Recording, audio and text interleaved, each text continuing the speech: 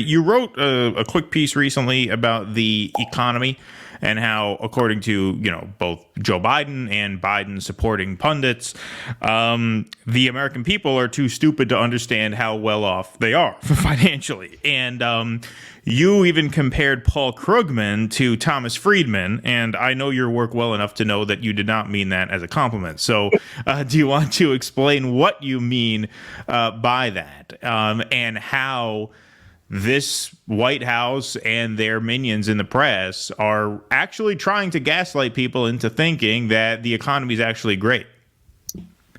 So the basis of that was a Guardian poll about attitudes, how people themselves felt about the economy.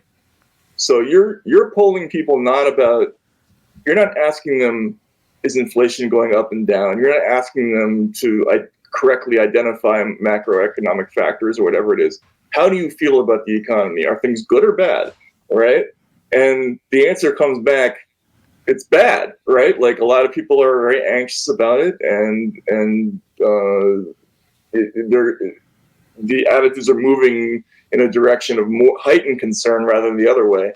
And first The Guardian and then Nobel Prize winner Paul Krugman has repeatedly told people that they are engaging in falsehoods about their own feelings. And they write this stuff and they don't know how it sounds, right? Like, and this is something that's been true since you both know this, since the Trump years. This has been the theme of coverage of what the great unwashed is like. They don't really have these feelings of anger and frustration. They're just wrong, and they just need to be told that more often. And once they hear it enough times, they'll stop being dissatisfied.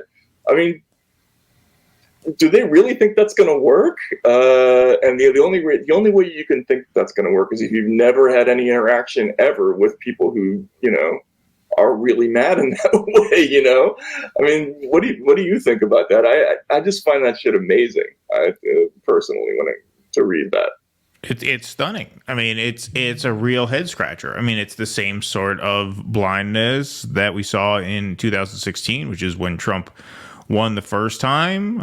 Were it not for the pandemic, I think Trump certainly would have won the second time, and now he's likely going to win the third time. You know what I mean? So, I mean, it's just, talk about trying to force a square peg into a round hole. The whole narrative that inflation's gone down. Well, the rate of inflation's gone down, but look, my day job until we started doing well with this show, and I still do it from time to time to supplement, I shop Instacart. I used to spend 8 hours a day in a fucking grocery store.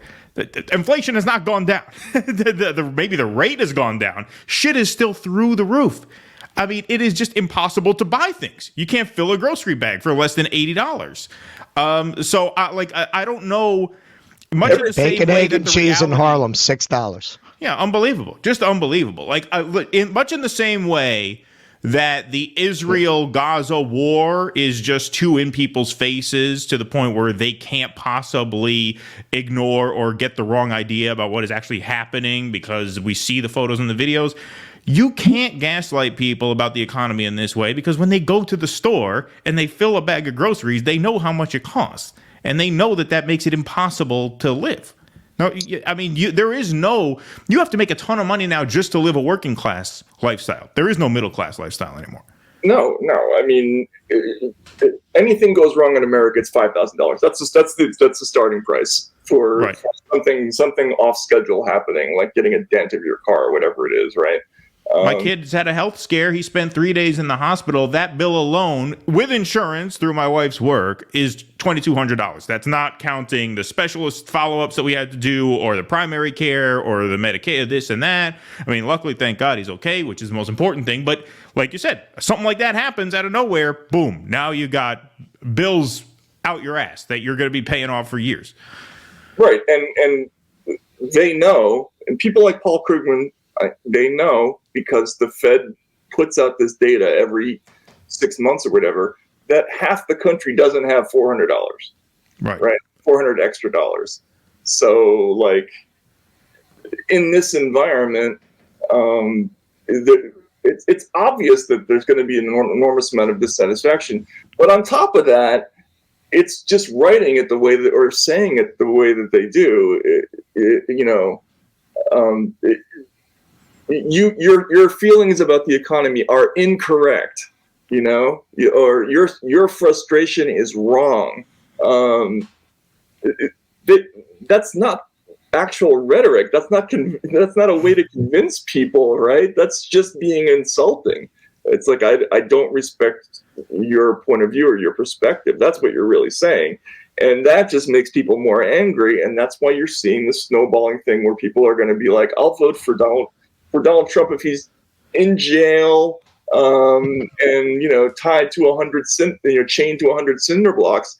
Like, just to see the look on your face when he gets elected. That's what people are going to be thinking on election day. Right. If you keep this shit up, and they don't get it, So, but we could go on about this forever. But all these things are it's a replay of the same error over and over and over again. And it's infuriating to read. I think it's a combination of things. I think partly it's what Thomas Frank said. I always show people this great clip he did, an interview with a French magazine about why Trump won. And towards the end of the interview, he says, it's a short clip, about 10 minutes. And he says, the Hillary generation cannot admit that they were wrong. They cannot admit that their entire political project was a mistake. They can't. Right.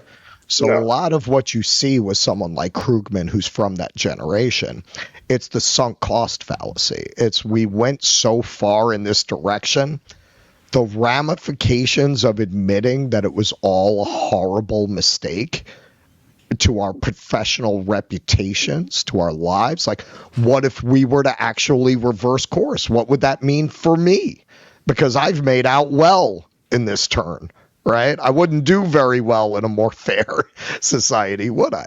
So they have to defend neoliberalism. And if you're not going to offer the people anything, all you can offer them is scorn at that point for rejecting you.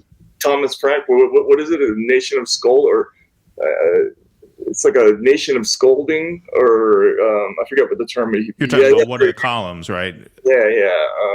But that's what it is. It's scolding, right? Like even Krugman's column. It's a scolding column.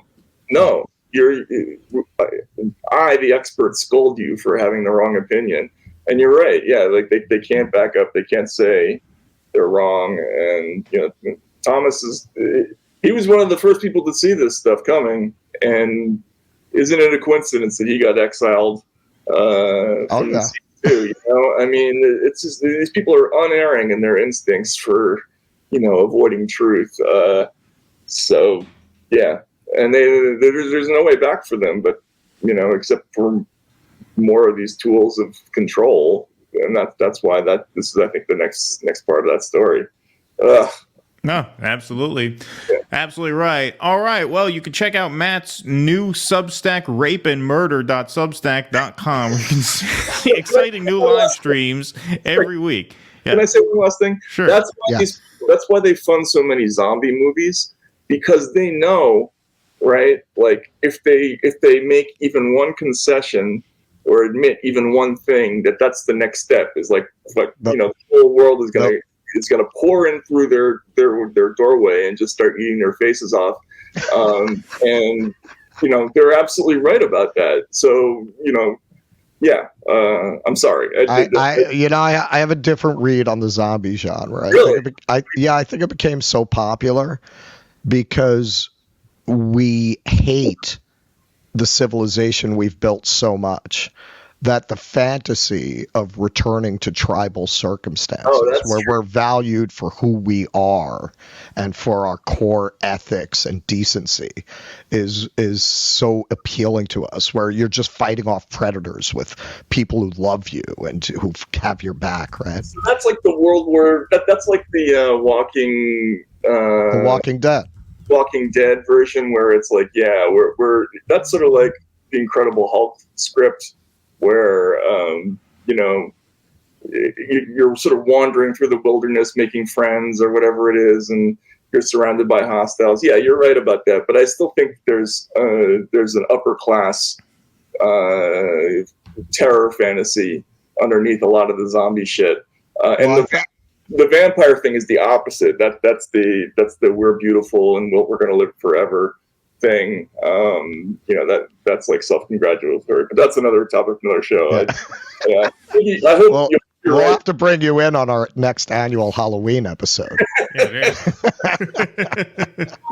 Oh man! Oh god! Tell people where they can find you before you head out. Yeah, I'm at racket.news. Thanks everybody, and my god, we talked for 2.5 hours. My kids are gonna. I'm gonna go face the music upstairs. Thank you, gentlemen. We appreciate you giving us so much of your time, man. Pleasure. Congratulations on the success with the show. It's great. So. Thank you so much, man. It was a great pleasure. Thank you, Matt. We'll see you soon. Thank you. Please clap.